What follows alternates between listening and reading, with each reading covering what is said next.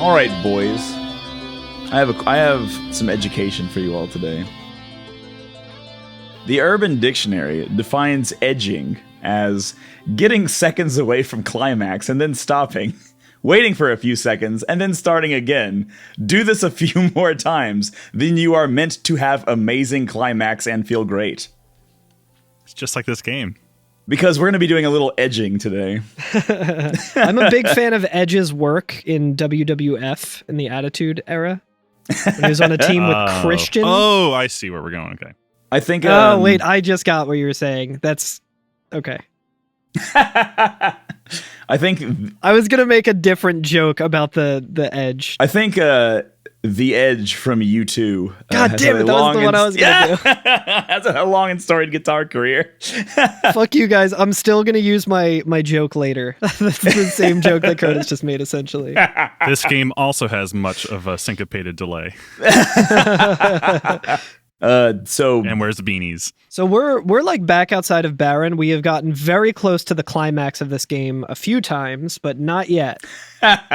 Nice. We're gonna have a real good climax, apparently, if we can trust the hard workers over there at the Urban Dictionary. Yeah, that's like after hours Merriam-Webster, right? That's a good joke. Is it? I think so. I feel like one. It feels like it's like I don't know, anything that involves the dictionary to me feels cultured because it has words in it. And I'm like, well, there's a lot of words I don't know in the dictionary, therefore it must be cultured. Oh, well, maybe the next joke will feel better. If it makes you feel any better, Alex, I feel like none of my edging. I always feel like none of my jokes are funny, and then like I'll be streaming or something, and there'll be someone who's like, "Oh, hey, I just started listening to the podcast. I'm on the Final Fantasy VII season," and they'll like reference a joke we made, and I'll be like, "I have literally no fucking idea what you're talking about." And they're like, "Oh yeah, this time when Alex and you said this," and then I'm like, "I don't remember, but that sounds like something I would say."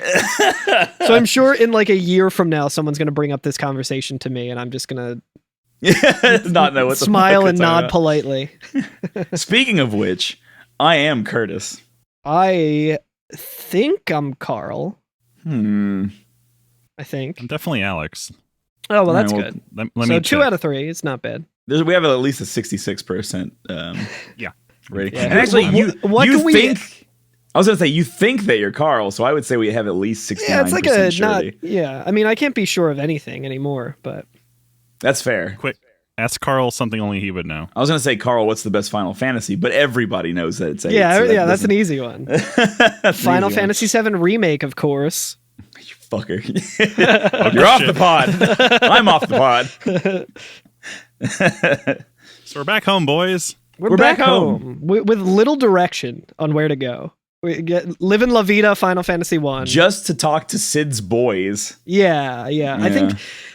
Does he say that explicitly, like, hey, go talk to my crew? I think he might, right? He does. Right. I totally forgot that we have to head for Baron. Like, well, we already went to our room and did all our renovating. We already killed the king. So I guess we have to go to the East Wing because that's the only place that I know there's some unfinished business. Yeah. Because I thought like, oh, that place where I'm not allowed to enter is finally open, but that doesn't happen here. Yeah, I think we already went to that place that we weren't allowed to enter, right? Like the hallway where it stopped you and it's like mist could pass or whatever. And but then didn't we meet the king ghost there or some shit? I was gonna say, have we talked about King Ghost King? No. Yeah, I'm trying to remember King when Boo? I did that, because I definitely did that at some point. It was blocked off at the beginning of the game. There was a guy who says like, "Oh, you can't come past here," and I remember you saying you pushed the button to like open the door, but still couldn't get past them, and was like, I opened your fucking door, asshole." But yeah, in the East Wing, if we go into the East Wing of the castle, there's like some steps that lead down further into the bowels of the castle, Baron Castle specifically. And if you go down there, Cecil hears a voice from the king, like the king of Baron, and he appears as like a ghostly apparition on like, I guess, a backup throne in case the first throne breaks down. Like they just have a replacement. He's standing right there next to Samuel L. Jackson and Hayden Christensen and Liam Neeson and Jar Jar's in there. You are my son and the one true king.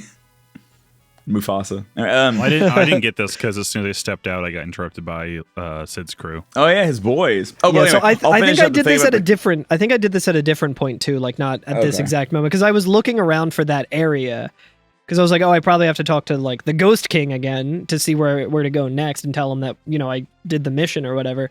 And when I got there, it was just the empty throne, and I was like, fuck, where the fuck am I supposed to go?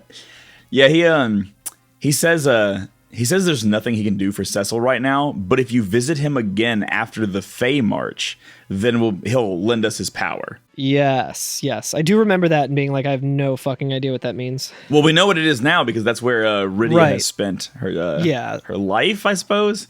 I was thinking about this too. Very, very small, short aside. We don't have to go into this for like very long or anything. But do you think now that Rydia is older, let's just like throw a number and say that she's 21, so she's allowed to drink, right? Do you think that she consciously has like lived for 21 years? Or has she just lived for like 8, and it's just that that last year just aged her incredibly? I took Tom Hanks. Like Tom Hanks. Like Castaway Tom Hanks or no, big. Oh, like big Tom Hanks. Okay. No, I like to think like Castaway Tom Hanks. Yeah, so I just yeah, she went to like the Zoltar machine or whatever. It's like, I wish I was big and also had more aeons. Yeah, but she had to bring in a rat's tail in order to. Yeah, it wasn't taking quarters; it was only taking rat's tails. I definitely take it by like Dragon Ball Z canon, which is my Bible. Where it's like the hyperbolic time chamber, where it's like, you know, every one day in here is a minute in the outside world, or I forget what the ratio is. I think it's a day to a year. Is that right? Yeah, a day in the like real that. world is a year in the time chamber. Yeah. Probably. So like, yeah. So I took it as that. So she like actually lived through these 8 years or whatever, however long it was. But in our time, it was only a very short amount of time. I think you're right. Matthew McConaughey. Like Matthew McConaughey in Castaway. Yeah. Interstellar. You got fucking interstellar. So, yeah, we'll come back here after the Fae March and find out what the king has to say. But right outside the door that we would go down there to, Sid's boys, his employees, the other airship workers are there. Sid's homies are there. And they're like... The Sidites. Yeah, and they say they're going to do some upgrades to the ship, right? Yeah. Which is nice. I mean, I kind of just accidentally talk to them just because I always like to see what they say. And I think the one guy is like, oh, I'm getting pretty good at my job. Maybe I could even take over the place of Sid someday. Oh, don't tell Sid I said that. Yeah, don't tell Sid. Yeah. There's actually something kind of like that, too, as they're doing the work on the ship. Like, after they finish the work on the ship, they're like, okay, here's the ship. It has these new features to it. And then Cecil's like, oh, by the way, about Sid. And he's like, oh, yeah, that old man. Don't even worry about him. You couldn't kill him if you tried. And I was like, ooh. He's going to live forever. No one can kill a Jedi. Yeah, exactly. That man never rests. If you killed him, he'd probably come right back from the dead and keep on working. Yeah, I think in my version, it was a little bit different. They were basically just like, oh, yeah, we know he's a handful. I'm sorry that you guys have to deal with him, but, you know, like, just, you know, like, work with him a little longer and, you know, we'll take over when he gets back. And you're like, right. Yeah, I know, yeah. Also, next time you talk to him, can you, like, remind him about that $20 he owes me? Cecil just gets out his wallet. He's just like, hey, here, buddy. So, the airship now has Dustin Hoffman on board because he played Hook. Going hard with these movies references. I know. I had to look it up real quick, too. I had to type it into Google. I was like, who the hell was Hook in Hook? Who was the titular Hook in the movie Hook? The titular Hook. Yeah. When you see him bring out the hand, you're like, oh, that's it. If I ever Hook on meet Hook Dustin, in the movie Hook. Whispers to my date, that's the Hook. Man, how much is he on Cameo? And can we get him to sing The Hook by Blues Traveler? Suck it in, suck it in, suck it in. That's like I guess Blues Traveler is kind of the opposite of ska because they say suck it in, suck it in, suck it in. Which is the direct opposite of pick it up, pick it up, pick it up, pick it up. Yeah, yeet is the opposite of yoink. Suck it in is the opposite of pick it up. It's just science. It's true. Speaking of pick it up, We can get a little ska ourselves. Yeah. I think it allows one us one of the engineers says it like immediately to me. I don't know if that's the same in every version, but they're just like, you can use the hook to pick up the hovercraft now. And I'm like, that makes sense because I've been driving around and I'm like, I see all these hovercraft like things, but there's no way to get the hovercraft there. And I was like, or is there? I think at one point I tried doing like the chocobo thing in FF7 where you just take a chocobo to the airship and then like it goes. I like tried that earlier with the hovercraft and I was just like, didn't work. You know, I love this game because like by the end of this, we haven't even like gotten to like we've maybe seen half of the things we're gonna fly around in the course of this game, and you can just litter them all over the map too. So like by the end of this game, the overworld map's just gonna have like 8 things on it. It's just like it's amazing. I love it. I do love this mechanic a lot because unlike 7, which is like here's a new toy, have fun. It's like they kind of give you the responsibility of going and like moving this thing for yourself. It gives me some sort of agency that a lot of games don't usually do, especially when it comes to like necessary like traversing. Like, I forgot. I gotta move this to an area where I can use it. I forgot where we left the hovercft. I had to go around for it. Oh, nice. I'm guessing it's over by the cave where the antlion was, right? Near there, yeah. Mount Hobbs, I think. Basically, Edward gave it to us, and we crossed a river, and that was it. That was it. Yeah. Yeah, I think it's mine was in front of Mount Hobbs, I guess, where we met Yang and everything. Right. Yeah, I feel like this is probably what Final Fantasy VII was kind of trying to do with like the tiny Bronco and all of that, but it didn't really have as much impact on the game because eventually you just like you get the airship pretty quick and then you're just like, oh, I can go everywhere. Yeah. And the only other thing you have to do is stinking like, Bronco. It should have just blown up. The only other thing is like maybe you need the gold chocobo if you want to get to the super secret places, but yeah, this is really cool how it like gives you agency and then takes it away in a kind of like. Can you use it to lift a black chocobo? I don't think so. Could God create a black chocobo so fat that not even he could use a hook to lift it? That would be interesting because like you have limited amounts of times. Like that would, I feel like that would just be like soft lock territory. Like if you picked up the black chocobo and took it like somewhere else and then like manage, like you just get sent back to like the next time you try and ride him, he just flies you back to the forest and then like you're like, shit, my airship and hovercraft are on the other continent now. Well, I guess you'd always get back on a black chocobo and then back. that's true. I'm trying to think of that though. I wonder if you could do something like that and fucking fuck yourself up. What if we took Baron and took it somewhere else? Push. Yeah, just took it. So the place we're going next is to Eblin, right? Like, because like one of the engineers says like you could even use this to get to the cave of Eblin or whatever, and so it's like, oh, okay, well, all right then. If you immediately think what is Eblin, it's basically where Babel sticks out of the earth. Exactly, and it's the place that Rubicante said when we were talking to him that he had defeated. Yeah. Oh. Or well, we weren't talking to him. Luge was talking to him, but yeah. I think we also mentioned it in a previous episode where there is a castle that you can go into that's like super destroyed with a lot of treasure in it. Yeah, it's got a lot of like hidden passages and stuff, and like it's cool. It's very nice. Like in the Super Nintendo version, I was kind of like running around this castle, and I was like actually quite impressed by how like they're not puzzles, but like how thoughtful it was in trying to like psych you out that you can't get to this treasure chest or like ways to figure out how to go through the walls to do it. Because like one of the hidden passages is on the staircase leaving the room. And like that was the one that took me the longest to figure out because I was pressing against all the walls and I was like, how the fuck do you get over there? And then I realized that when you're on the staircase itself, one tile away from leaving that room, you can then go into the wall and then walk around and get a treasure chest. It's really interesting. Yeah, it's really cool. It like obviously this is a thing that we've been doing in most of the caves, like finding the secret passages and stuff. But in Eblin, it's more creative and it's like you feel accomplished when you actually make it to the chest. You're like, I knew I could get that one. Yeah, it's really good. Alex, did you go into the Eblin castle? I didn't go to the castle, no.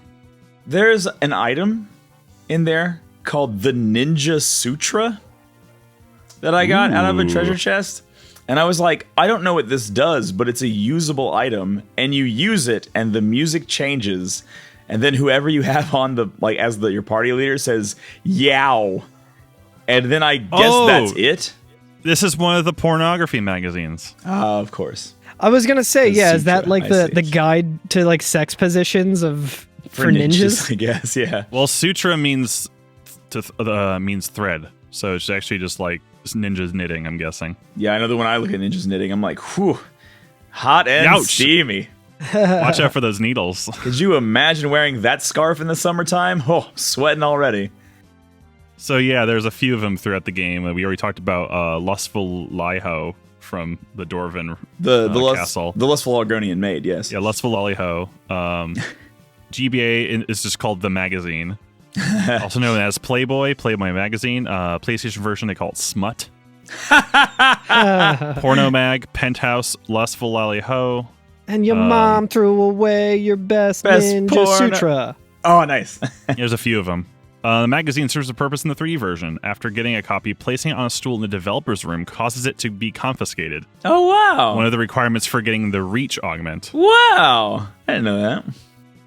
That's cool. So yeah, you can bring that to the developer's room and get the developers in trouble. That's really funny. I like that a lot. What does reach do? What does reach do? I wonder if it's like a steal type of thing. I don't know. Or maybe like it allows you to hit full damage from the back row or something. I think that was the last Halo game that Bungie worked on, and it's actually a precursor. Oh, it is. It's basically just it makes your damage from the back row do the same damage as it would from the front row. Yo, Yeah. that's sick. It's long reach from FF7. I guess that's sick. No, that's great. That's I'm really trying cool. to think of when I would have any of my heavy hitters in the back So the row. porno mag makes your sword longer. What you could do is you could switch to 2 up front and 3 in the back, and keep like Cecil and Kane up front, and then have your mages and another attacker. That in would the actually back. be it would actually be pretty helpful for what we're going to be coming up to today. Indeed. Speaking of which, so we can use the hovercraft to get across some shoals and into a cave nearby. And the cave looks like it's going to lead to the Tower of Babel, because the Tower of Babel is surrounded by mountains, and the cave goes into those mountain ranges, right? Mm-hmm. It's protruding from another hole. I don't know why we couldn't just have gone down that way. Yeah, I tried to actually land the airship in there.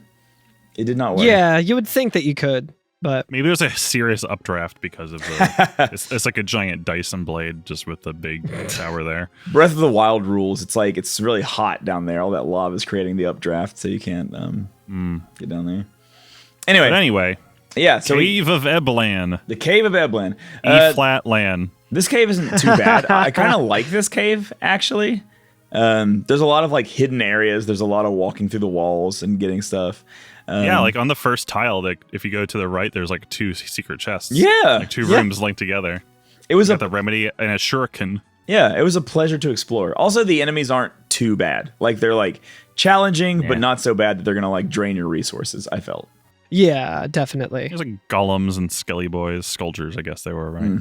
Also, The Skulgers, I do want to talk about. I can't remember where I got this item. Skulger it might boy, have- tell him. I think it might have actually been in this cave. You can get an item. It's called, I think, like the Blood Lance. The blood lance is in the castle. The blood. That's right. Yeah. So in Eblan, blade? I think it's a blood blade. There's a blood blade or blood sword here. yeah, Blood Blade or Blood Sword. But Blood blade. I had Kane with the Blood Lance, which will allow you to it's like really useful, especially in this game because like, healing is kind of difficult, but it'll allow you to drain HP like corresponding with the amount of damage that you deal with. And like with Kane, it's a lot of damage. He'll like then siphon that as HP back to him. So it's like really OP. I think I know where you're going with this. Except when you're fighting the fucking Skulgers. Because they're undead. I did a ton of damage to them, like 1,100 damage each time, which is more than Kane had in HP, and it healed them and hurt me. So it was like the reverse effect because they're undead. And Kane would just attack them and die. And then I was like, oh shit. And I was like, wait, I have a way around this. Maybe I can use jump. And since it's a different type of command, maybe it's like Final Fantasy X rules where sometimes you could get around that. And I used jump and then I did like 3,000 damage, but it was the same thing. And I was just like, well, shit. Oh no. I'm actually surprised. I actually thought that jump might have been. Yeah, I thought it would, but no, it's not a good idea. Interesting.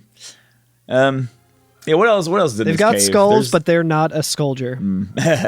There are some there's some bats in this cave. There's some I think there's ogres in this cave. There's a couple things. Ogres are pretty nasty. They are pretty nasty. They have lots of HP. They're fine if you're fighting like one of them or like one and another monster, because you can kind of just like, you know, they're pretty slow, but yeah, they're rough. Well, also the enemies here give pretty good experience, so this is a decent place to level up as well. Like, it's not too bad, and because of what's in the second room, it's much safer.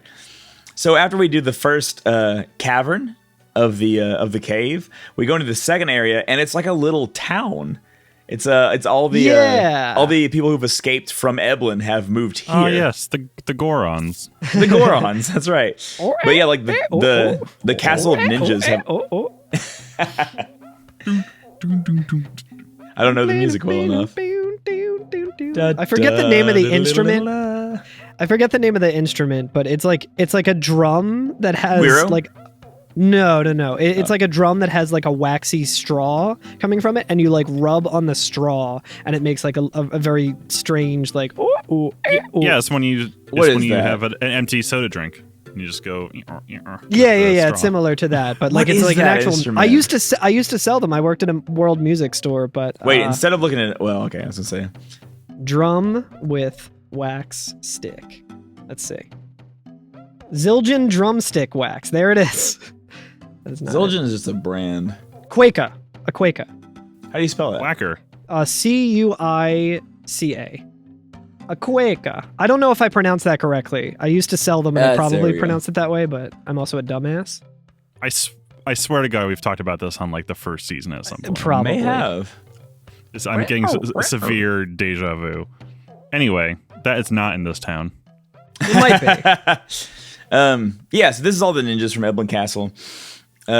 They made it. Several of them mentioned the prince. So like the king and the queen have been presumably killed, and the prince is kind of in charge now, right? But he's gone off on his own. He's gone looking for Rubicante for revenge, right?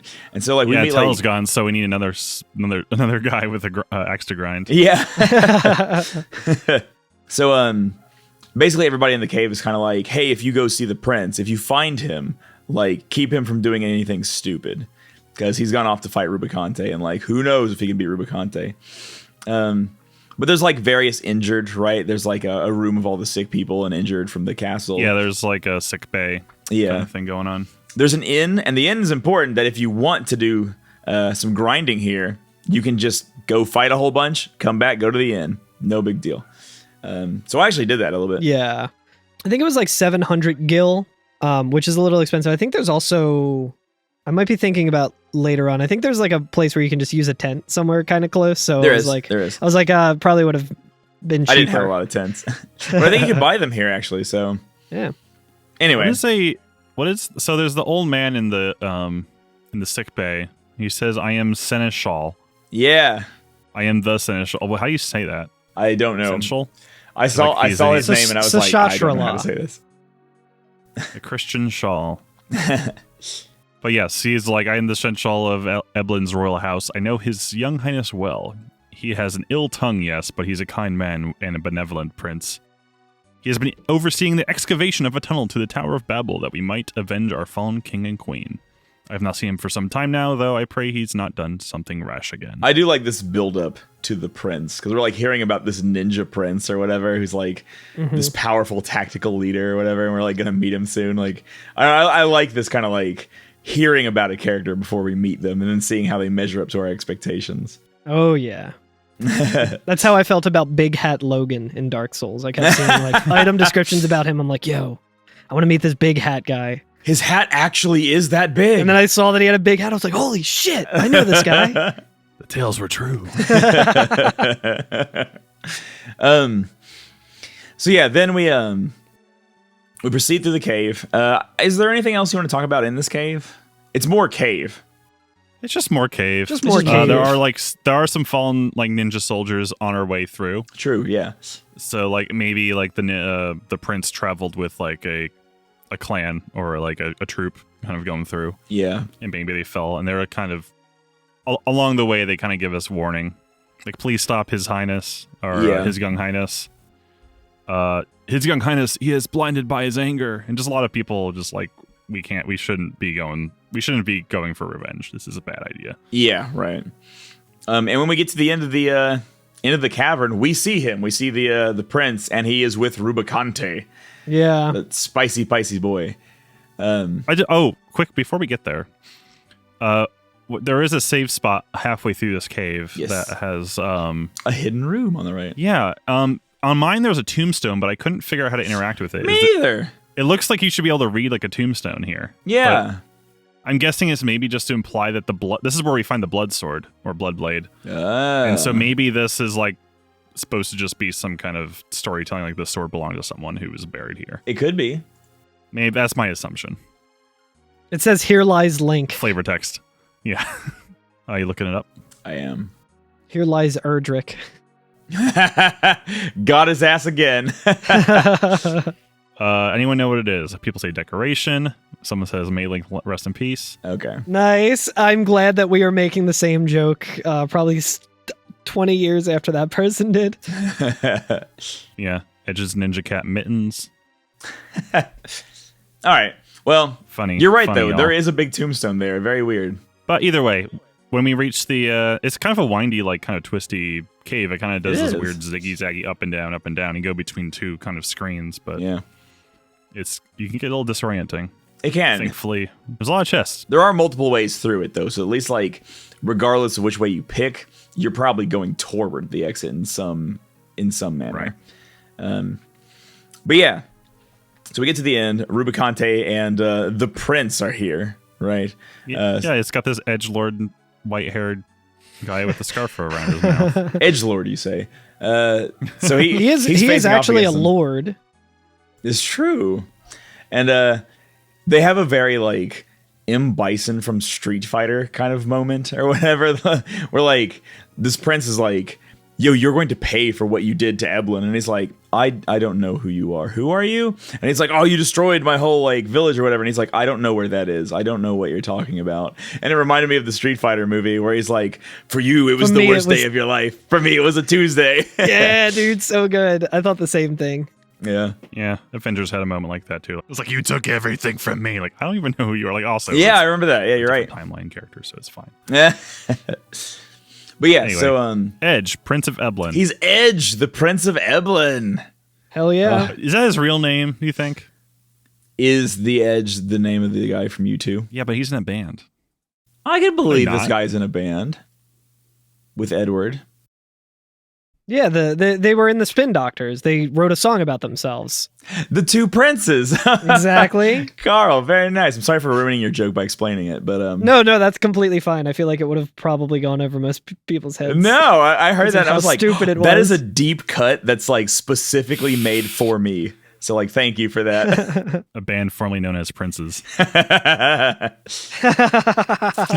if you want to, I don't know what it says. Then go ahead. My favorite thing about that song is you can just repeat the first verse over and over again. If you want to buy me flowers, then go ahead now. And if you want to buy me flowers, you can just do it with anything.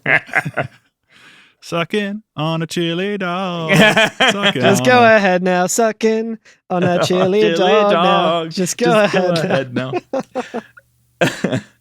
But yeah, Rubicante's like, Eblin, I'm afraid I do not know the place of which you speak. And he's like, well, then let me help you remember. I like how you were reading it like Kissinger. I do not. I was gullible enough. That's a little bit more of a Werner Herzog. I think I was just kind of doing it like Henry Killinger from the Venture Brothers. There you go. But I thought he was being serious at first, and I was like, no, you definitely know Eblin. You literally said it to Dr. Luge like an hour ago. Yeah, you're just being a fucking dick. Yeah. Well, then I understood that he was being a dick. At first, I was like, the weird plot thing hole, because I'm an the idiot. weird thing, like his characterization is not really like, hey, I'm a dick. He's like Goku. He's like, I just want a good fight. Like he's like, nah, fuck you. I am the strongest, and I want to fight all of you motherfuckers, like at your best. Interestingly, go into the hyperbolic time chamber and train up and learn the fusion dance, and then talk to me. We do get the sense that like Rubicante is different from the other fiends, right? In the way that like he's Rip kind to of this, Scarmiglione, but I'm different. Well, he is like in the way that like he's kind of portrayed as like chivalrous, if that makes sense. Yeah. Like he's like very about like an honorable fight and like not doing violence without necessity, if that makes sense. Schemer. Like very Bushido. Very Bushido. Yeah, and like so I think you're almost meant to like him a little bit because of that and be like, "Oh, this is a honorable warrior on the other side of things." Yeah, especially after the other fights with the Archfiends where they were literally like, "Oh yeah, like you just fought your way here and are almost dead. Now you got to fight me." And then you're like, "Cool, I killed him." And then they're like, "Haha, pocket sand." And you're like, "Shit." They're all opportunists, yeah. Shit, I'm so close to game overing. Real Admiral Thrawn hours here. Sorry, that's a little thing for the Star Wars fans out there. It's a little thing for you.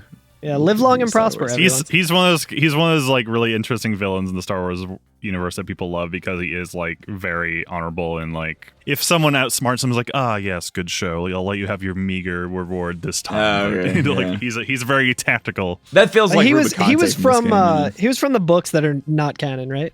Yeah, but he's in Rebels now, so he's back. Where didn't people think he's back, baby? Didn't people think Mr. Snork or whatever the fuck his name was in the newest movies was that Snork guy? There was like a theory. Oh yeah, weren't those like underwater Smurfs, the Snorks?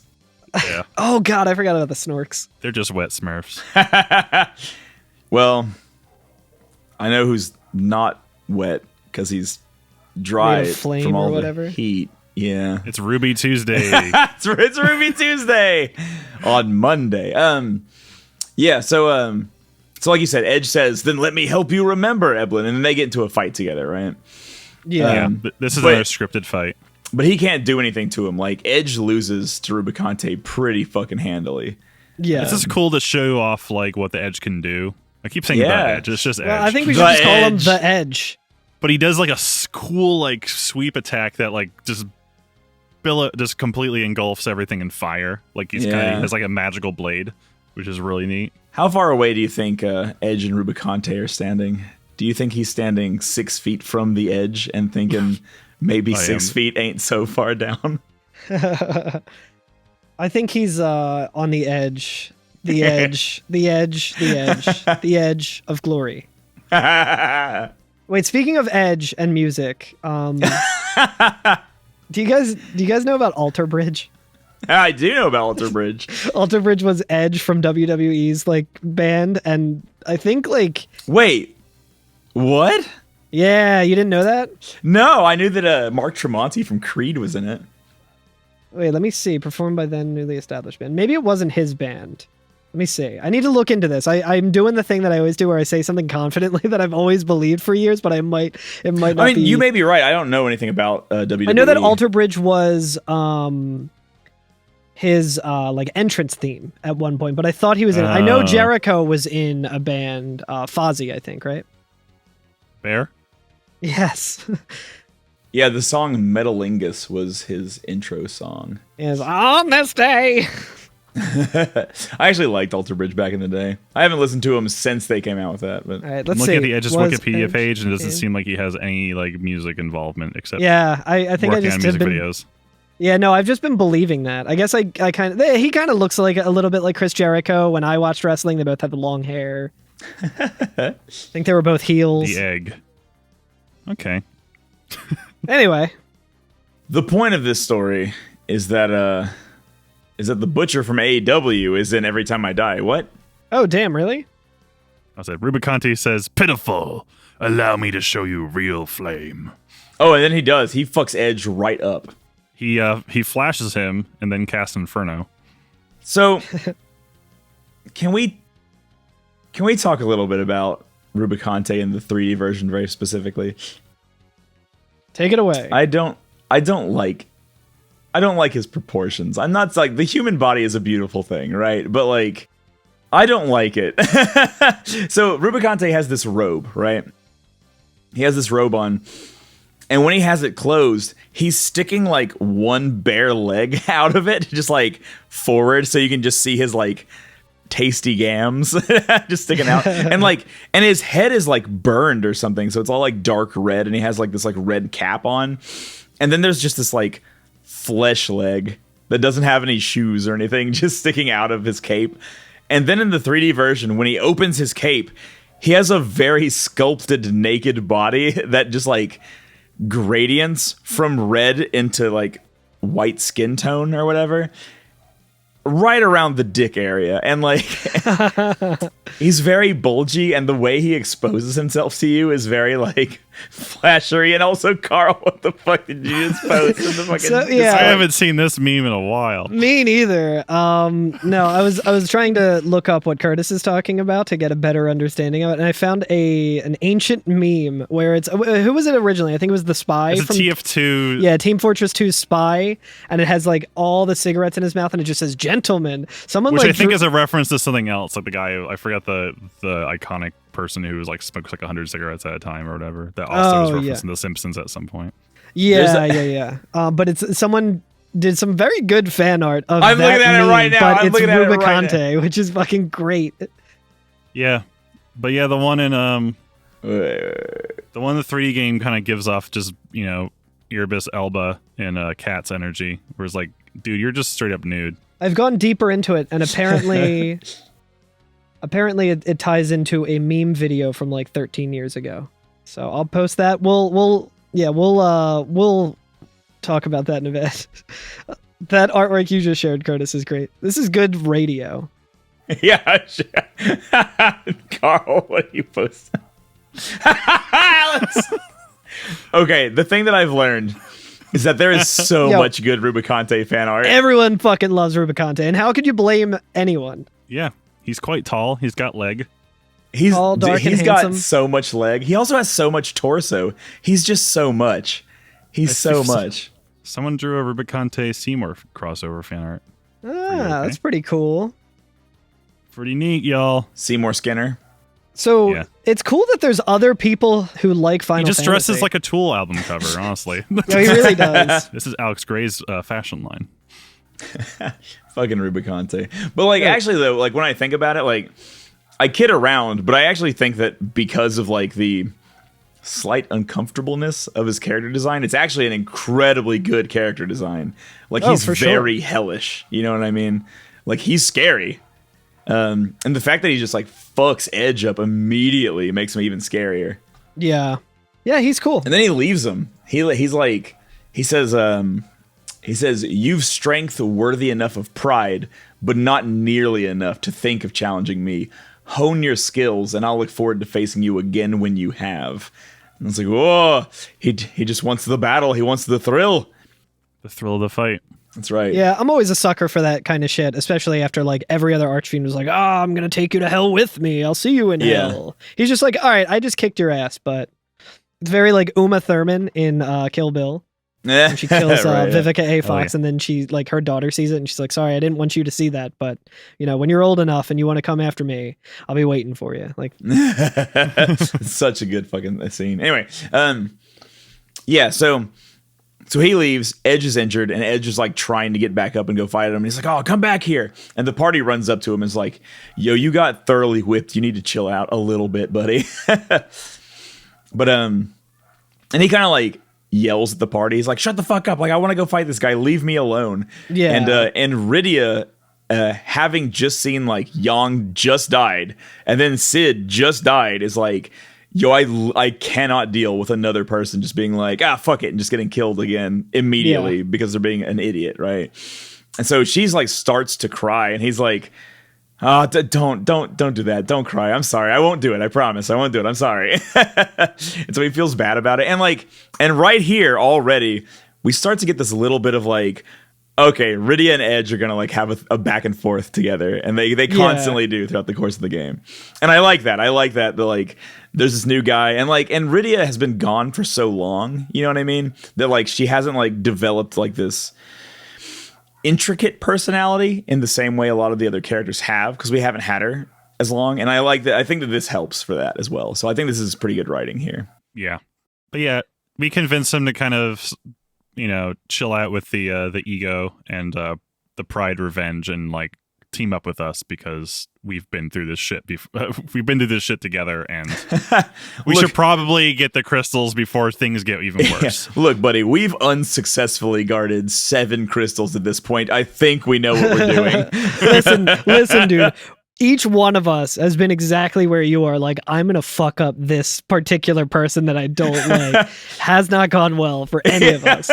Trust me, I get where you're coming from. There's a better way. Which is, we all get our ass kicked. If anybody knows how to lose to these guys, it's us. We've been doing it the whole time. I love that in the following scenes, we kind of also get the sense that that Edge is kind of like the polar opposite of Edward in terms of Prince. He's very headfast and like bossy and like, I'll lead the way. Like, let's go. Like, follow me, everyone, kind of thing. Yeah. Even though he's going the wrong way, he's like, he has too much pride. He's also extremely horny on main. He's horny on main. We finally have ourselves a real himbo. Like on the team. Every Final Fantasy needs one. We finally have one. Hell yeah. Yeah. But like, Cecil's kind of explaining, and he's like, oh, Rubicante is the strongest fiend. The odds might be against us, but somehow we must recover the crystals. And he's like, all right, I'll let you in on this. I can't bear to see a pretty girl cry. And then Kate is like, ha, sure. Like, sure talks big for a dude who just got his fucking ass whooped. Yeah, I love that. Yeah, the Kane just being like, he has a lot more honor, that's for sure. You can tell probably he's much older than Edge, who's probably like, I don't know, probably a teenager, like maybe like 18 or 19 maybe. Yeah. I guess anime rules, it could be fucking 12 and still be like fucking drama queen. But Rosa gets him back on his feet. And he says, "You're not so rough on the eyes either." Yeah, he does. Yeah, like in this one, he says, "Sweet, not one but two babes in the party." Very real Zach Morris hours here. He's going to the Max after school, and I get it. Right. I like how Rydia's like, "Oh, I don't know about this dude. Maybe we shouldn't let him in the party." Yeah, I know. But yeah, Edge is just like, right then, time for us to break into the tower. Now that we're all fast friends. Yeah. So that was awfully fast recovery. Yeah. And the Ninja Edge joined the party. Yeah. So we have Edge now, who, and I guess a couple notes about Edge, right? So he's the character in this game who can steal. So we now have a character who can steal. He's the Yuffie. He's the Yuffie. Yeah. He's a dude Yuffie. Have you guys successfully stolen anything yet? No. Yeah. Carl, I did a little bit of research. Okay. Ask me if I've used the steal command once. Have you used the steal command once? Not yet. Yeah, so I did some research on it because I was like, oh, I always love stealing shit in real life and in the game. Stealing shit. Stealing shit is the coolest of crimes. But I was trying to steal, and it works a little differently in this game than the games that we've covered previously, where you have a chance to either steal an item that is, I think, just a droppable item. I don't think it's ever going to be something that is specifically only stealable. Or you have a chance of getting caught by the enemy and the enemy doing some damage. In my case, I only got caught by the enemy, and each time it did like 2 hit points of damage. So not a huge risk to the reward that you could get, but the way it works, there's some formula to it, but you have to be like, Edge has to be a higher level than whatever he's trying to steal from, and then there's a lot of math that's involved with whether you'll actually steal or not. But interesting. So it's not really straightforward like miss or get. Doesn't really sound like it's worth it in this game, then. It really doesn't. Well, it's now that he's like a newcomer, definitely, probably because we have to kind of get him up to speed, probably with everyone else. I'm not sure what his level is when he joins the party. Oh yeah, I forgot to look, but it definitely seemed like his hit points were pretty low. Well, he also has a skill called Ninjutsu, right? Yeah. And that allows him to do like AoE magic attacks, I guess. Is that a good way of saying it? Like, it affects like so like the one that he has. Yeah, so the one that he has to start is, I think, called Flare or Flame or something. Flame in mine. Yeah, I think it was could Flame. Be different in different ones. Yeah. But yeah, it's basically just like a fire attack that attacks the entire party. I think it's like 15 MP. He doesn't have a whole lot of MP. Yeah, and he only starts with either that one, and I think he learns one more on the way. He'll get more later. Yeah, it's like Shadow Bind or something. Yeah, I saw that and I was like, Sex Bind. Fantastic. Because it's just Sex Cauldron. Sex Cauldron. I thought they shut that place down. But they're actually in the 3D version, you know how there's like you can see what people are thinking when you open the menu up. After you get Edge, if you switch to Rydia and then see what she's thinking, she kind of just like spells it out in a way where like her thought bubble is like, Ninjutsu, I guess that's basically black magic. And I was like, oh, thanks, game. All right. Like, it's just another black magic. Okay, got you. It's like getting a balloon and putting too much air in it. Like a balloon, and then something bad happens. But the only last thing to that is that Edge can use 2 weapons, kind of like Yang could. And he can equip like short swords or like ninja swords, right? Yeah. Yeah. So I think he starts out with like kunai, right? Yeah, I think so.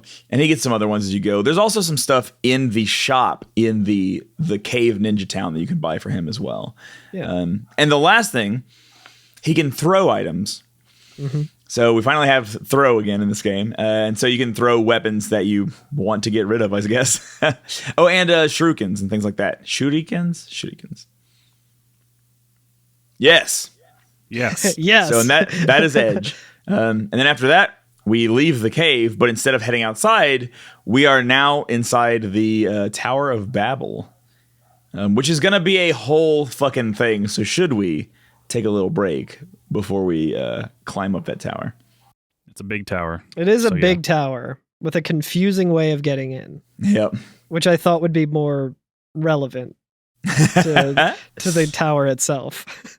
Yeah, let's rest up. Sounds good. Sounds good.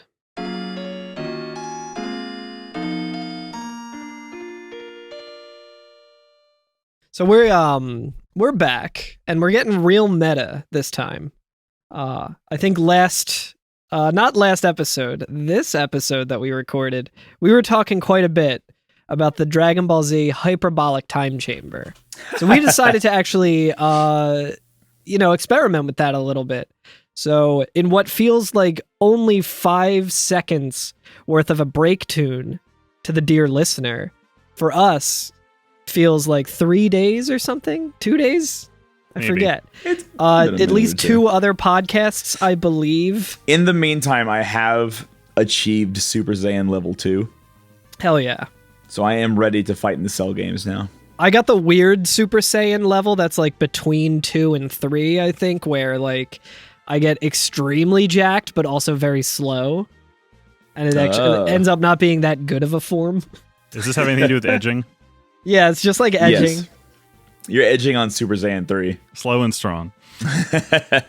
Yeah, it feels weird. Last 5 seconds I recorded and released a whole nother podcast episode. I believe you're not the only one who's done such a thing. Well, maybe not released, but mysterious. You got fucking Interstellar again. So we're finally in the Tower of Babel again, I guess, twice in 2 episodes. The Eggman has led us here. That's right. And we are on like the outside of it. Like when we arrive, we're outside of the tower walls. And the party is like... it's like the cave leads to scaffolding on the outside of the tower or something like that. Yeah. That's where the window washers go when they're washing the windows of the Tower of Babel. But yeah, the party, like, Cecil's like, how do we get in there? Like, how are we going to get in? And Edge just, like, Goku instant transmissions us all inside. He just, like, onto the other side of the wall. Yeah, I got some questions about this. Like, what the fuck?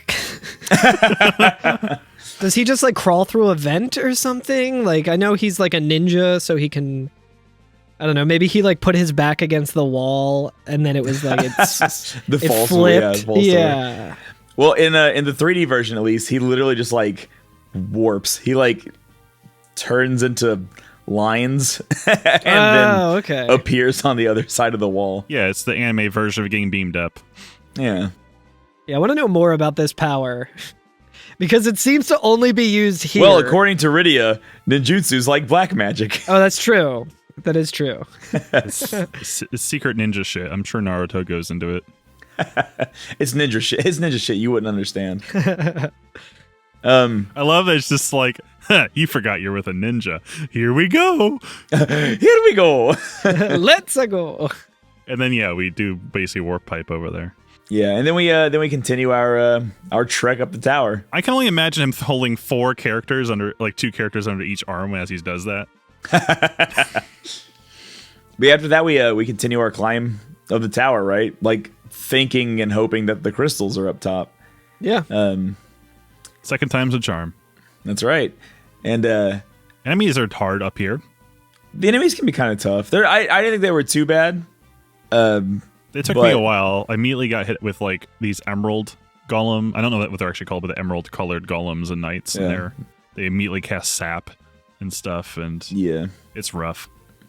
It takes a little maintenance to beat these bosses and these enemies. I think they're not just like click attack and win. Mm-hmm. Yeah. There is an item on the way up though that is especially dope. Did either of you get the Ogre Killer? Hell fucking yeah, I got the Ogre Killer. The Ogre Killer. I love that thing. Did you get a chance to use the Ogre Killer on an ogre? You better fucking believe I did. Oh boy. So it's not just a clever name. Yeah. Those ogres that we were talking about before our break. Yeah. Like, you know, they can be kind of difficult. They have a lot of HP. If you get 4 of them, you're like, oh shit. Yeah, now you just one hit KO them. Yeah, it's incredible. Like, Cecil can do like 3k damage in one swipe with the fucking Ogre Killer. Yeah, if you remember... You must feel real dumb leaving this around. If you, for a minute... They have the ogre-proof the kitchen cabinet so the ogres don't get in there. Yeah, they were very inspired, like the developers of the game. This weapon in particular, they were very inspired by another... It was more of an action RPG from the GameCube. Is it Batman starring Adam West? No. My ogre be gone spray. Yeah, the shark repellent or whatever. No, from a GameCube era action RPG game called The Lord of the Rings 2 Towers, where you could level up Legolas to get like Orc Bane or Urukai Bane, and then like you could just do a super move to kill them in one shot. So I think that's pretty cool of them. Oracle to give of a the nod Ages. If you or anyone else has played the GameCube game Lord of the Rings: The Two Towers, add us on Twitter. Yeah, those games fucking ruled. Tell me anything about it. So yeah, that's in here. Sorcerers are here. They suck. The sorcerers are here. What were they? I don't remember them. They look like the Marioneteers or the puppeteers. Yeah, But they have a bird on their back, and they will just if you don't kill them before everyone else, he will just like summon other enemies. Okay. Like more ogres. More ogres. So I am confused about the layout of this Tower of Babel, because I think when we started at the very bottom of it, it was like basement 13 or whatever, which makes sense because we're 13 levels below the ground. And then, so presumably, I think we would be on like basement level like 7 and going up, but I'm pretty sure they just abandoned that and made like the entrance basement 1.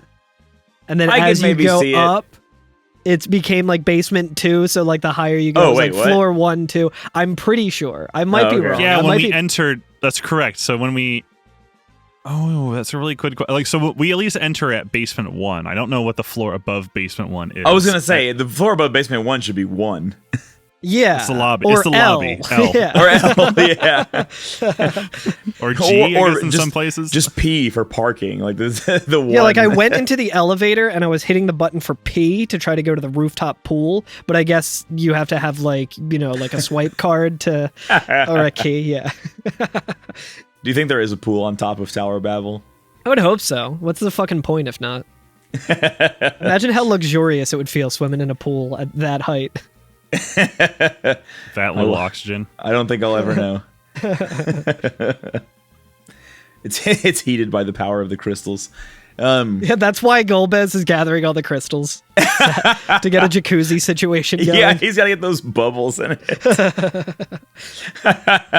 The crystal of fire heats it. The crystal of the air creates the bubbles in the water. Crystal of water provides the water, and the crystal of the earth is the chlorine.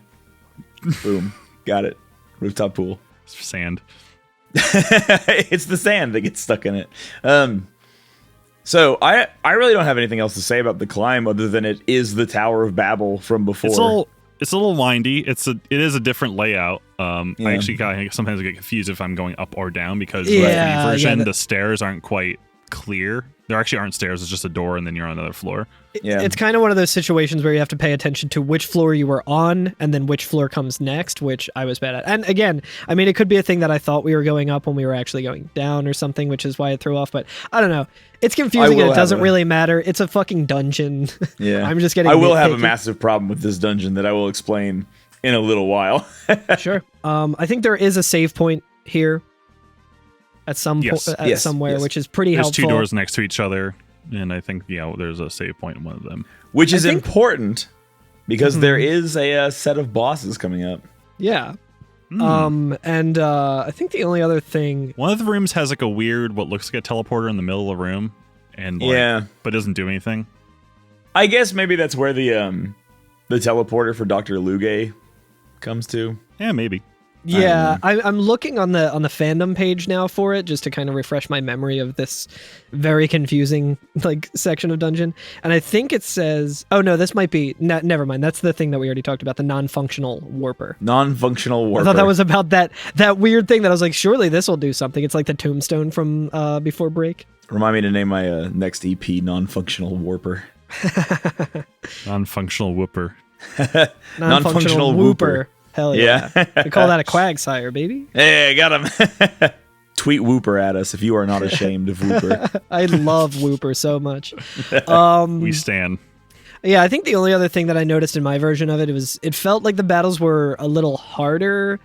Not in the sense of they're suddenly hard. It felt like the same enemies that I was fighting before were then suddenly maying faster or harder in general, which might have been to kind of adjust for the difficulty of oh, well, you have 5 members in your party now, so fuck you. Oh, maybe so. But it could have also just been in my head. Because indeed, we do have 5 members now. Yeah. And this is quite a team. Quite a team that we have at the moment. Yeah, it's pretty sick. Yes, so at the toppermost floor, I guess. For today, at least. Yeah. Just wait till we come back for the 3rd and 4th trips up the Tower of Babel. We're going to get to that pool one way or another. We're getting ready to enter a room, right? And then we hear a faint voice, another disembodied voice, like we have so many times before. How many bosses in this game have not introduced themselves through a disembodied voice?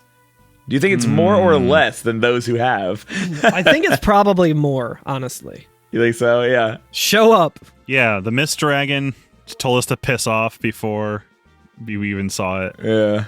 The Antlion did not. No, not the Antlion. Scarmiglione. Unless you count its pinching as a warning. Yeah. I think the Antlion also didn't talk at all, so I don't know if we can really Yeah, fair. count that Edward one. was supposed to be talking to it, probably. Oh, true. That's a good point. There's Scarmiglione, Valvalise, Yeah, all the fiends. all the Golbez. deities. Yeah. Well, not all the fiends. Cognazzo. He actually was in front of us. I guess Dr. Luge didn't whisper to us or disembodiedly talk to us. Yeah, he was kind of Yeah. just there, and he was like, what the fuck? Yeah, that was just an awkward standoff. So yeah. Anyway, Mostly, mostly disembodied voices, and this is no exception. We hear a voice labeled the King of Eblan, who calls Edge's name, and he realizes who it is, and he goes, "Oh, mother, father," and they appear before us, right?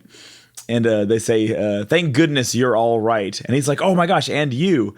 And the queen says, "Come, Edge," and the king's like, "Yes, come with us." And he's like, Yeah, we "With must you?" go now. Yeah, with you? Where? And the queen says, "To hell!"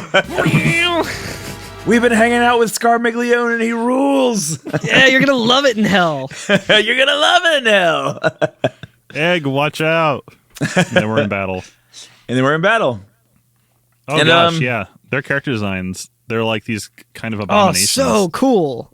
I think, you know what, I want to look up real quick the 3D version of Edge's father, because I couldn't tell in the 2D version, but in the 3D version, it looks like its head's on upside down, which is kind of brutal. I'm liking the Amino art that I'm looking at as well. Yeah. I don't know why it's upside down. The concept art is not upside down, but It's twisted. It's twisted. yo, speaking of Yoshitaka Amino, I started following him on Twitter, and he recently like retweeted that his daughter is starting like a fashion brand. I saw that. Which sounds super fucking cool. Like if it could be like Amino style, like obviously it's her father, there might be no correlation at all, but I'm just like, yo, I'm trying to look like some of these fucking sketches. I'm trying to look like the ideal aesthetic is Amino's art for Vincent Valentine. Like that's my ideal look. I just think belts. I think my ideal look is just Rubicante. Yeah, that's a just very that good look. just that gam sticking out of that cloak.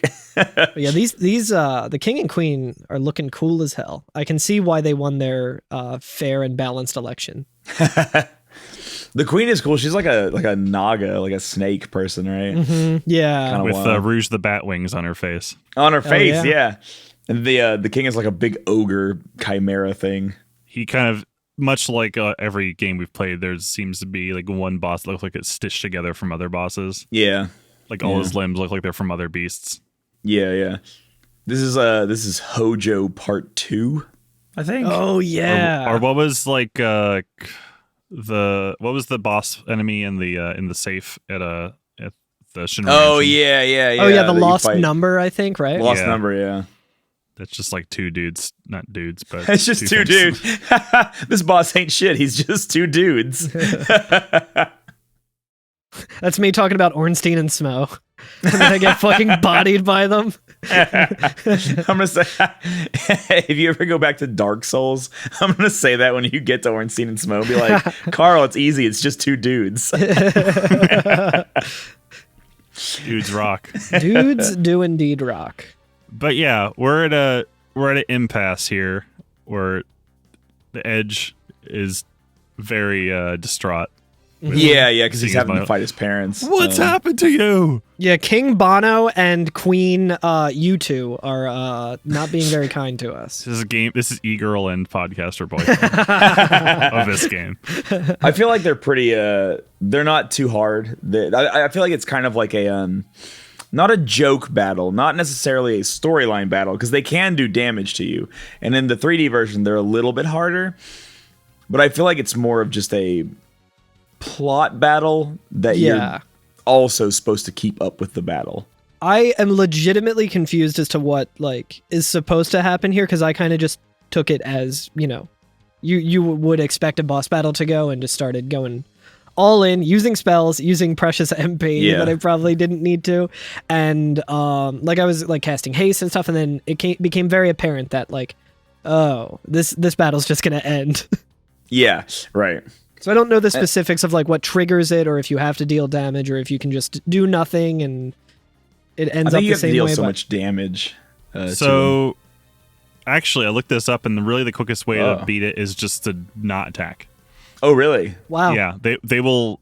If you, I think maybe there is a trigger if you do attack, but if you don't attack, at least in the 3D version, it must like be an alternate kind of emotional version of like a trigger of where you like refuse to fight your parents, and that kind of through empathy they start to kind of come to. Oh, interesting. That's what happened to me, at least. Yeah, I went the tough guy way of kicking the shit out of them until they didn't want to fight. Yeah, I did too. I did summon Sans for the first time. Did you? Yeah, he What did cast you do? Darkness.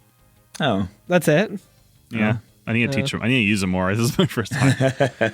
But yeah, he starts getting through to them. I think they after a while it says the king and queen regained lucidity, and the king says, "Edge, hear me while I can speak. We are no longer human. What we are has no right to live. Forgive us, Edge." And then they I appreciate just their leave. sacrifice, but kind of fucked up to chimeras everywhere. Their color actually changes in the second. It's like a second form. They turn to kind of more reddish and pink instead of purple. They do. And then they just, we must depart now before the madness takes us again. Serve Eblin well, my son. And then they just vanish. Yep. It's a real bummer. It is. I mean, it's really sad. Edge is like, no, don't go. Mother, wait, don't go. And I was like, oh, this is very sad.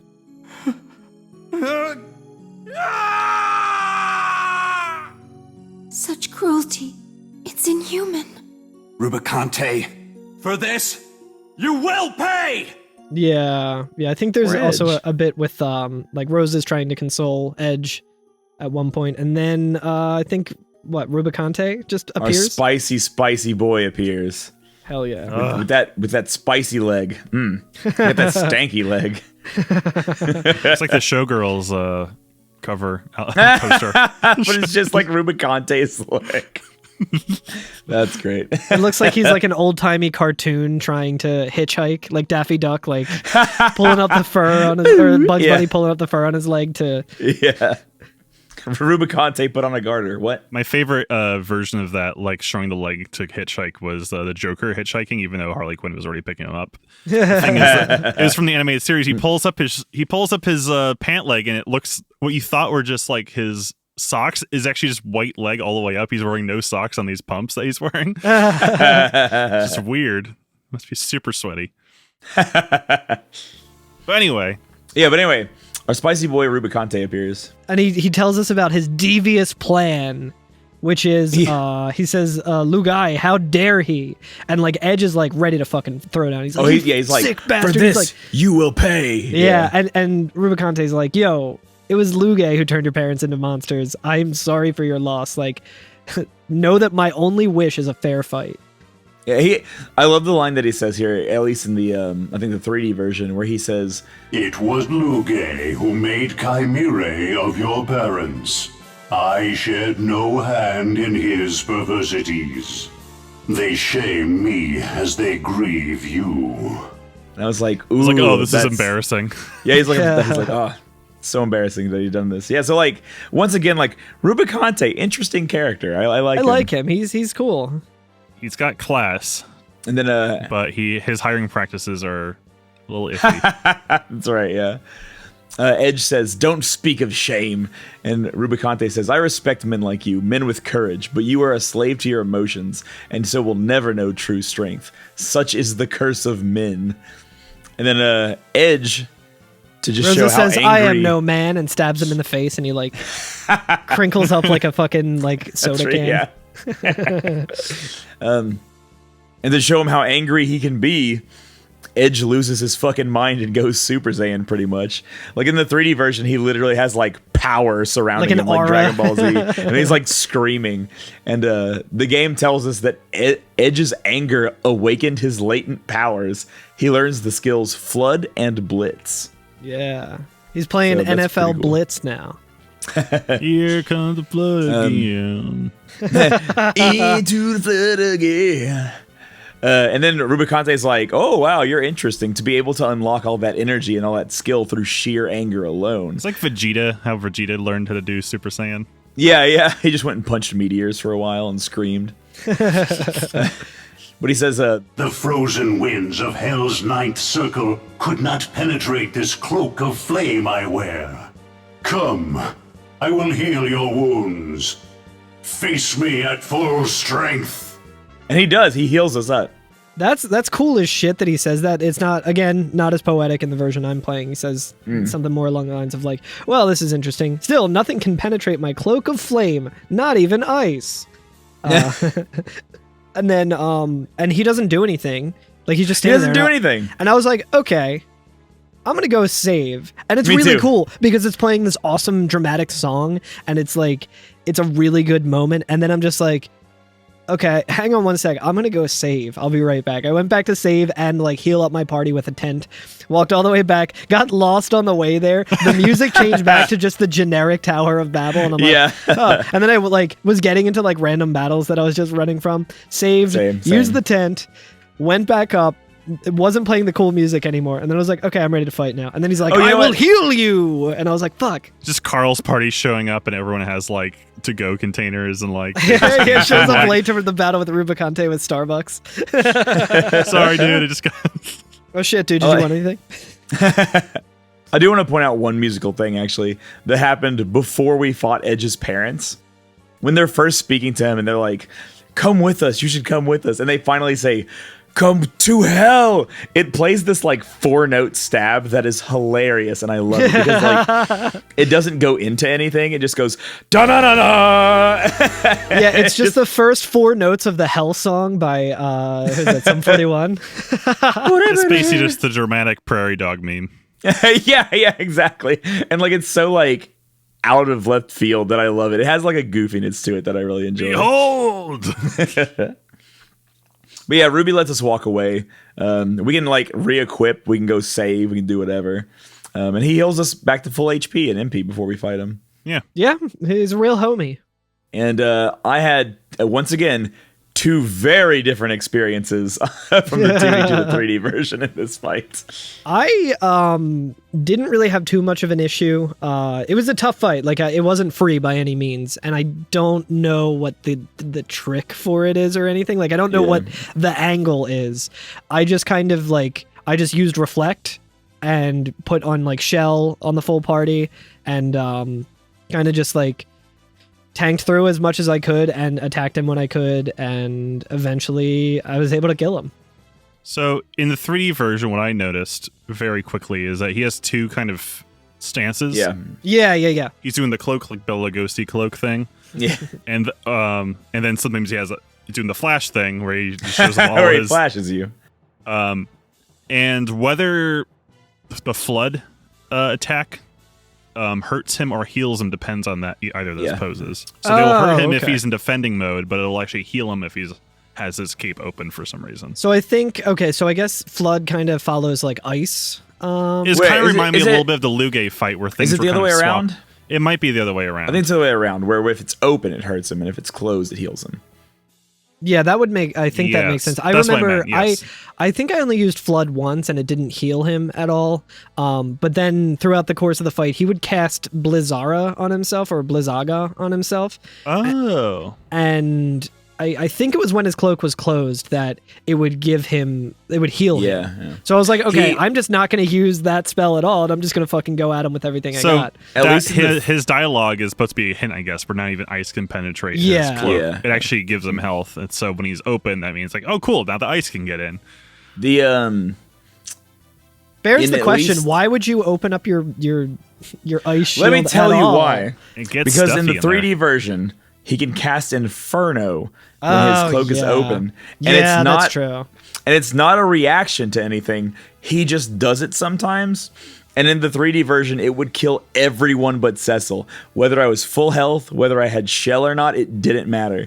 He cast Inferno, everybody with Cecil's dead immediately. And I was just like, fuck this boss. This boss sucks. Yeah, that was rough. Like I would get all of my characters would pretty much be in low health at that point. But it didn't reflect either, I don't think. For me, the trouble was like timing. Like I would have Rydia like have Blizzara queued up, but then he would immediately like close his cloak or whatever, like just before she casts it. So just the turn order would just kind of fuck me up. So he would do this fucking move Inferno on the 3D one, right? And then I would be like, okay, well, I have until the next time that he opens his cloak, so maybe I can like get everybody back up, cast shell on everybody, and then maybe have everybody defend as well. Like maybe I can do something like that and have them all survive Inferno. But no, they would kill everybody. And so like I did beat Rubicante on the 3D version, and the way that I did it was I only revived Rydia and nobody else. I just brought Rydia up. I would wait. I would cast haste on her so that she can go immediately. She would always be ready. As soon as I saw the animation for his cloak opening begin, I would immediately cast Shiva. Immediately. Yes. Because if she had haste, she could do the entire casting animation and additional ATB wait time before he used Inferno. She would use Shiva, do like 4,000 damage. He would counter with casting Blizzara on himself, but his cloak was open, so he would just do another like 1,000 damage to himself. And I did that like 5 times. And I was like, I beat him. Nice. But like, it was not easy. I had to be like on the ball constantly because of his speed. Yeah, in the fandom, it actually kind of explains your exact situation where it says like in the battle, like he'll cast Inferno on the party, which heals himself and deals massive damage. And then in parentheses, it literally says, enough to knock out everyone except Cecil and possibly Kane. Oh my gosh. No, Kane was definitely dead.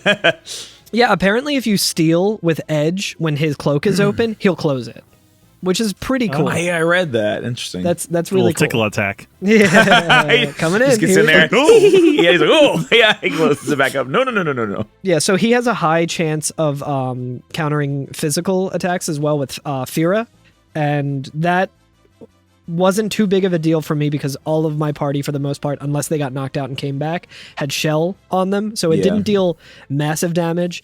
And also, like, 2 of my characters had reflect on them. So it would just reflect back to him and do a little bit of damage. Like, it didn't heal him, I don't think. Yeah, on the 2D version, he kept his cloak open enough that what I would do is I would just wait. Like, I wouldn't do anything while his cloak was closed. I would just sit there and wait. And then when it was open, I would just immediately flood, immediately jump, immediately Shiva, and just go like boom, boom, boom, boom, boom, do like 6,000-7,000 damage real quick, and then just wait for him to repeat the cycle, and it wasn't too bad. Nice. And Inferno, or I think it's called something else in the 2D version, it wouldn't do that much damage. I forget what the name of that attack was, though. Scorch or something like that. Yeah. Yeah. It's a cool fight. It's a cool fight. And as always, it has the fucking coolest shit fiend battle music. Like, maybe the best boss music from any Final Fantasy game. It's so good. Dun, dun, dun. Dun, dun, dun, dun. Yeah, so good. It's like a waltz. It's real manic. It's manic. It's fucking madness. It's incredible. Manic Pixie Rubicante. My Picante boy. I hardly knew he. But yeah, he's fine. Yeah, and even when we kill him, he's fine. Yeah, he says. He's like, oh, impressive. Most impressive. Most interesting. You combine your strengths to overcome foes stronger than yourselves. You are fine warriors indeed. Lord Golbez himself will find you no easy opposition. I pray the day comes that we can fight each other again. And then he disappears, and I was like, is he dead? Because everybody else disappeared when we beat them too. Is he dead or did he just leave? Yeah. It's like, did he just go to hell and we're going to have like a boss rush Final Fantasy 1 style? Yeah, he's in his own roguelike. He's just going to come back stronger. It just says there is no escape, and then he wakes up in a pool of blood and goes and beats Cerberus.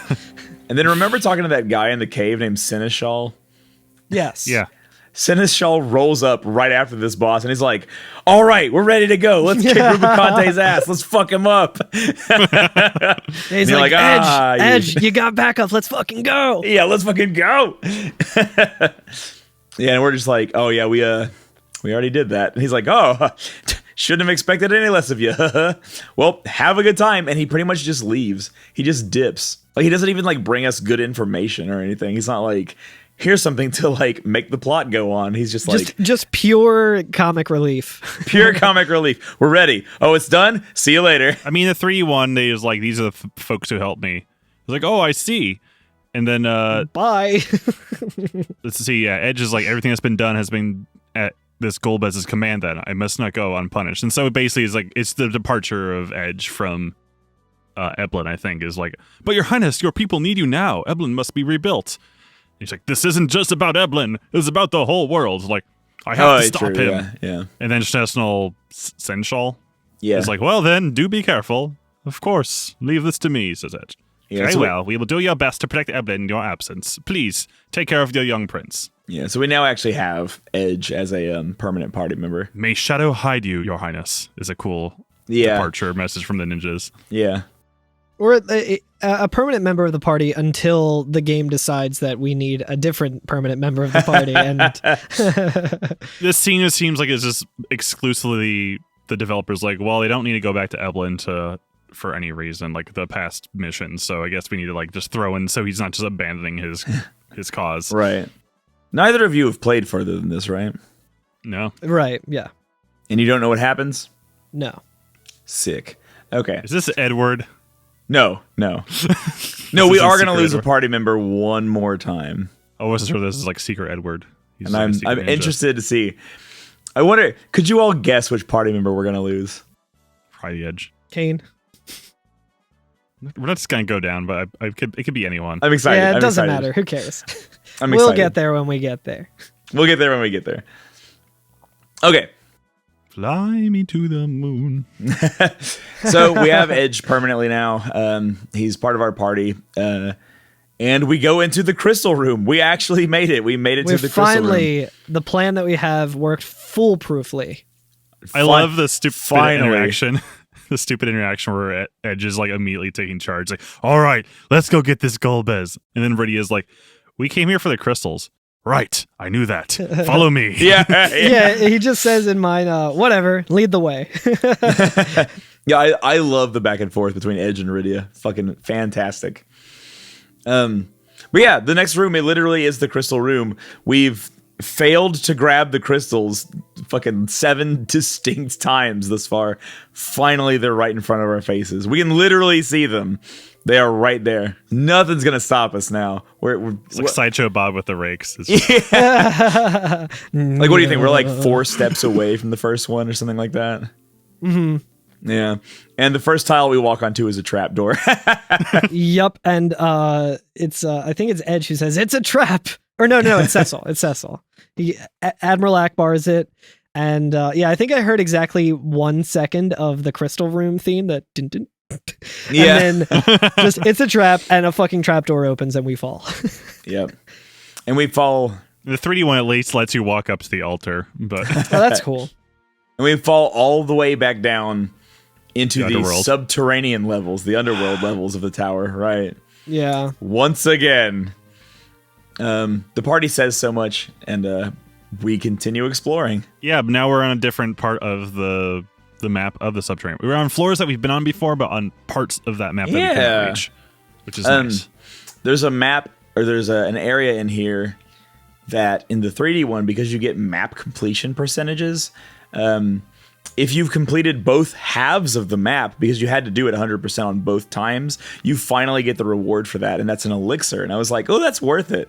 That's worth it for that. But Nice, this thing that I will never use because I'm going to hoard it until the end game and then not need it. Dude, in the 3D version, I may have to use it at some point. The game is hard. But this is where I wanted to say that I have a problem with this dungeon, especially in the 3D version, because there's the map completion percentage. The last floor that we end up being on, right? There's no like directions that say which way is the way to go and which way is not the way to go.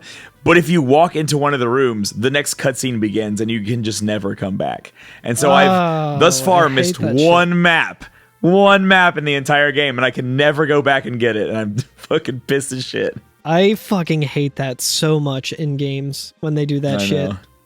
I know. And I think there's an achievement for 100%ing every map, and I'm like, damn. There it goes. That's it. Can never do it now. There goes your all Final Fantasies, all achievements run. Yeah. And there's in the 3D version, there's auto saving just in case you die on a boss. You don't have to go all the way back to the save point. You just start in that room again. So as soon as you cross the threshold, you're in that cutscene. So it auto saves and you're fucked. You're locked out. No achievement for you. If you're playing the 3D version, it's the door on the left. Go to the right first. Go to the right. It's fucked. I'm trying to think of what other games have done that to me. I know Golden Sun, Dark Dawn, or whatever the DS one is. I never played the DS. I've played it. I played a lot of it, and then I got to a point where I didn't have multiple saves, and I went to a point in the game where something happens that you can no longer go back to previous areas, and I missed one of the Jinn, and I was like, well, then why the fuck would I keep playing if I can't get all the most important things? Yeah, I'm like, well, fuck this game, I guess. I do kind of want to go back and replay it, though. I guess the closest lately has been, if it wasn't for you being able to transfer your Albed primer progress, would be those 2 in home. Yeah. That's another one that I missed. I think some of them. But thankfully, it's not too difficult getting those. Yeah, you save as often as I do, where I just create a new save every time. I think honestly, like I haven't tested it out, but I wonder if it stands to reason if you could I saved a bunch, so I might have been able to go back to home, get that primer, and then transfer that to my other save, and just because they're the only missable ones.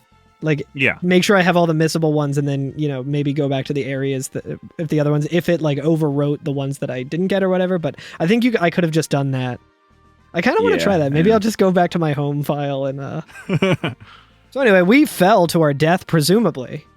Presumably, yeah. There's not too much to explore, I guess, for this other, the western half of the underworld map, right? Not really. There's a few items here and there. There's a room with a flying boat in it. Peculiar. There is another airship. There is There is another. a land sea airship. That's right. We call those air-land ships. Yeah. This one is in pristine condition and has a lot of cannons on it. It does, and it's like it's thicker. It's got like a girth to thick. it. Boy, she thick. We roll up on it, and I think Iridia's like, "Oh, is this a trap? Do you think?" And Edge is like, "It's fine. It's fine. We'll just fly this thing out of here. Who cares?" I was like, that's a very good question, Rydia, because like there's been nothing but traps. Like I also was like, this seems a little too convenient. A trap door that leads to a car with the keys in the ignition. Yeah. Sounds suspicious. Wasn't there a show? Wasn't there a show that did that shit? It was like Entrapment where they like had a car that was like remote controlled or something. So like they would just kind of film it and then the keys would still be in the ignition and people would go and try and like steal it. And then they would hit the button to stop it and then like go up to them and be like, oh, like, why are you like confront them about it? And I think like try and get them arrested or some shit. Am I making that up? I don't know. It's not pumped. American television series Bait Car. True TV. Bait Car is an American television series that aired on the True TV network. The show depicted police officers targeting criminals with a high-tech bait car, rigged with hidden cameras and radio trackers. That does sound like entrapment. It's 100% entrapment. That's incredibly fucked up. That's reverse cash cab. Don't worry. Don't worry. This is not the hood I want to be in. There is a section on the wiki for this that says controversy. Opponents of Bait Car have expressed concern that the show merely creates crime and might even be considered entrapment. Is this a uniquely American thing? That we take it's the American police force, so I'm gonna say it's probably mostly just like American, yeah. Like in the way that we can take like an incredible overstep of justice, right? Like just incredible injustice in our legal system. Then film it and then put it on primetime TV so that people can watch it and be like, God, I love it when the American legal system does things that are illegal to arrest people. Now hang on, Curtis. We like to hear both sides on this podcast. I like to think of myself as the devil's advocate. So I will say, this goes on to say... Rubiconte's advocate. It does say, those in law enforcement, so of course we can trust them. Why would law enforcement ever lie? Those in law enforcement argue that the show is a legitimate and effective way to catch auto thieves. That makes sense. And then here's a quote from a... They did not steal a car, though. Here's a quote that may change your mind, Curtis, from a Florida police officer who said, John Q. Public doesn't climb into bait cars. We're talking about people who have been arrested time and time again. Everybody we've arrested with a bait car has had an extensive criminal record. So there you have it, folks. Nothing illegal here. Fucking ass. How fucked up is that? Eat my whole fucking ass. How fucking terrible is that? This is just shit that it aired from 2007 until 2012. Jesus Christ. God, I hate this I fucking think I prefer country. it in the fucking subterranean fucking tower, actually. Yeah. Yeah, Golbez is just going to hit the bait thing that turns the car off and then talk about how we're not very John Q. Public. Bait crystal. God damn it, dude. Cecil comes to steal the bait crystal and it locks him in the room, and then Golbez shows up and he's like, sir. I hate that I can't remember birthdays, but I can remember fucking bait car. Well, you've ruined my day, this is not a honeypot.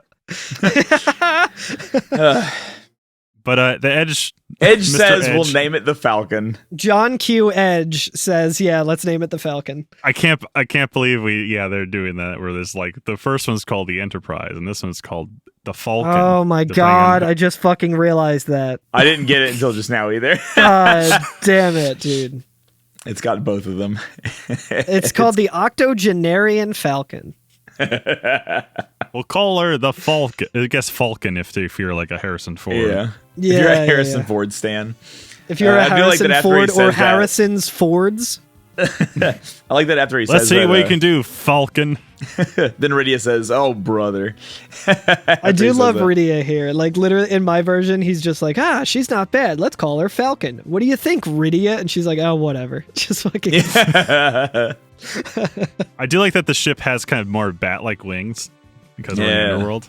It's got a little more attitude on it. So it does have a little more tude.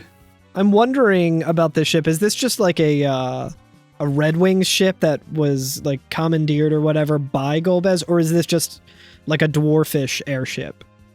I don't know. I think it might just be a Red Wings one because weren't the dwarves didn't know about like airships. shocked? They're like, oh, you have a ship that can fly on the air. That's right. Yeah. You're probably I'm right. sure it's a combination of a bunch of things because we were kind of talking about Golbez like recruiting or forcing like other people to like work for him. So I'm sure he like recruited some people who worked for Sid. Like he basically started his own like operation down here from Baron folks. Maybe some of the Dwarven tech as well. He was like, the free market determines that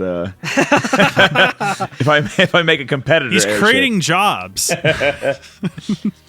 Maybe he discovered it's the like airship. a Tesla factory in hell. Maybe he discovered the airship in a crash that occurred many years ago when two famous airship pilots ran their airships together. And they were dating, and then one of them exploded, and then she was never found again. And then years and years later, after the end of the world, you have to go back into the ruins where that airship was originally crashed at, and then find it again so that you can make your way to the floating tower in the sky. Or maybe that's FF6. I could be confusing my games together. Maybe this is also found at the bottom of the sea. In one of the very first scenes in the game, and then later on, the big prize. Your first friend has salvaged it. Yeah, maybe they use this to blow up home. Evelyn. Maybe it's the friends we made along the way. So we get in Listen, all I'm saying is whoever Golbez got this this airship from, pretty sure they had an extensive crime record, so it's not really against the law. I hate you, Carl. Dude, hey. I hate you for teaching me that. I know. My life was happier before I knew. We need to know what we're up against, okay? That's fair. I'm going to say this is a Herbie fully loaded situation. So I'm not usually one to tell our listeners what to do, especially when it comes to stealing shit, as we know the coolest of all crimes. If there is a car in the general Florida area that looks like you can steal it, maybe think twice. Yeah, not for the morality's sake, but for the... don't get arrested. Just don't get arrested, yeah. So how much further did you play? I actually went back to the castle. I just parked in front of the Dwarven castle. Yeah, I just parked and saved. Do you want me to tell you what happens in the castle? Or should we wait till the next one? Because let me tell you right now let me go ahead and tell you right now what the next episode's going to be. It is going to be side quest time. Ooh. All right, so we're going to be doing all the optional areas in the game. And there's one more 5-minute scene, but I don't know that I want to tell you what it is. Maybe we'll start next episode with that then. We'll start next episode. All right. We'll so pop go ahead in. Sounds good. Park the Falcon in front of the Dwarven Castle then. Save your game. And then for next episode, for next week, what we'll do is we'll talk about the scene that happens there. And then we're going to talk about at least 2 areas, okay? The Fey March and the Sylvan Cave, which we can now access. Now, the Sylvan Learning Center? The Sylvan Learning Center. Now, that being said, that also entails some other things. That entails possibly going back to Fabul. If you want to get the most out of these areas. There can be some back and forth on how it works.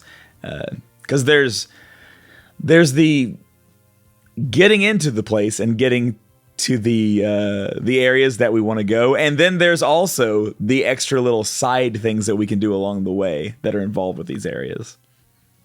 So there's a couple things. Sounds good. Yeah.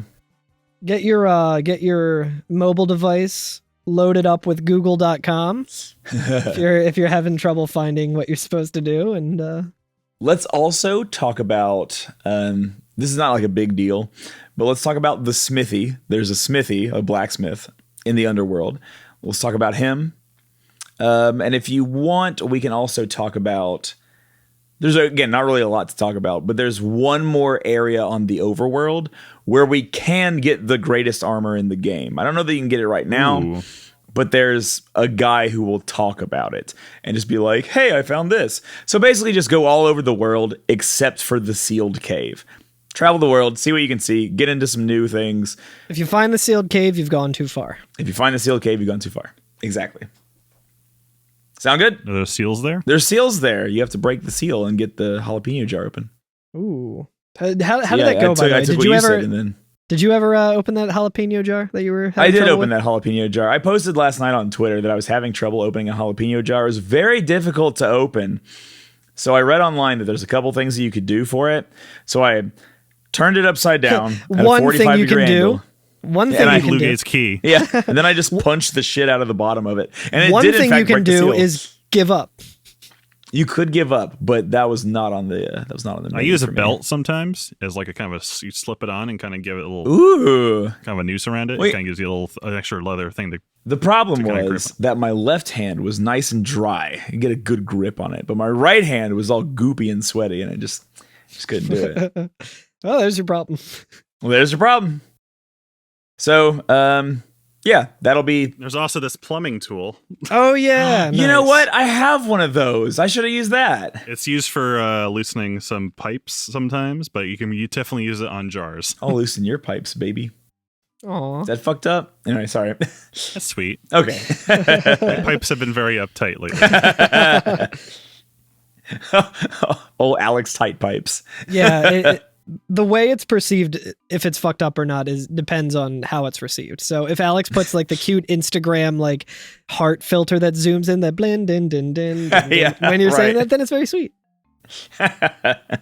Friends don't let other friends have tight pipes. Well, that's all I got. Anybody got anything else? Nah, I'm spent. You're spent. Anybody got anything going on this week, next week? Carl? This week or next week? No. Or in a while? At the time by the time this releases, the Speed Souls charity marathon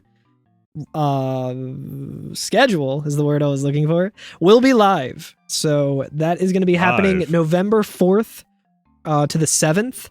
And I can officially announce that unless it changes or gets scheduled around a little bit, which it might, so definitely check the schedule, but November 7th at 10 a.m., I am going to be kicking off the Speed Souls charity marathon relay of all Dark Souls Bloodborne games, all releases from FromSoft of the Soulsborne series. You're going to be playing all of them? No, thank God. I'm barely good at one of them. And that is not the one I will be running. I am going to be doing Demon Souls any percent in the relay race against Mitchin. And we're going to be kicking it off. And then there's, I think, like 12 or 13 games after that. So Hell yeah. it's going to be a nice long relay. And hopefully... That sounds like a good time. Yeah, hopefully I don't take too long and let my team down. So Yeah. This week I guested on Daycare Dittos, so that released last Wednesday, so go check that out. I talked about Farfetched and our favorite Onion Knight, Surfetched. I haven't listened to the whole thing yet, but what I've listened to of it, I've just been smiling like the entire time. It's so good. It's weird being on a podcast that I can't edit, so it was like a tightrope act for me. It was a lot of fun. Hell yeah. They're good. Hope to have them back soon. Hell yeah. All right. And that'll do it. I have nothing to announce at the moment. You, other than I have an announcement Coward. that I'll make later. you beat Dragon Quest 2. I did beat Dragon Quest 2 and Parasite Eve in 2 days. Oh yeah.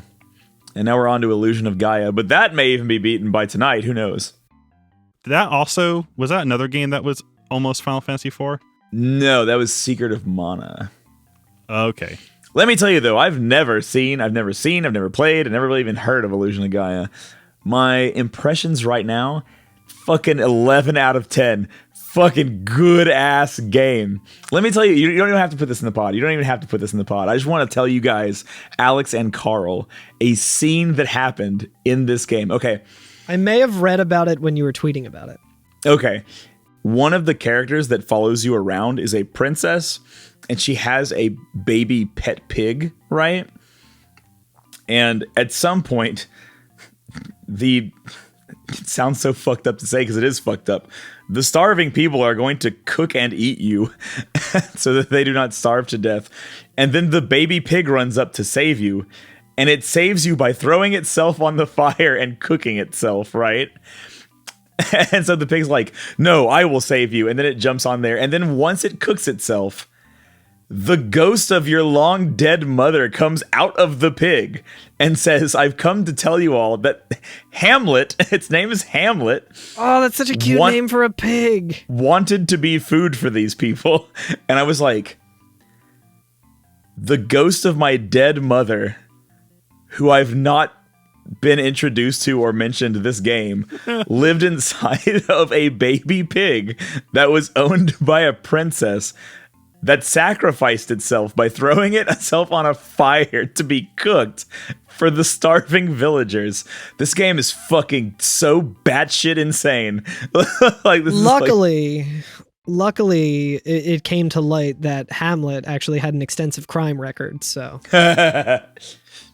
But yeah, that game is unhinged in like the largest way.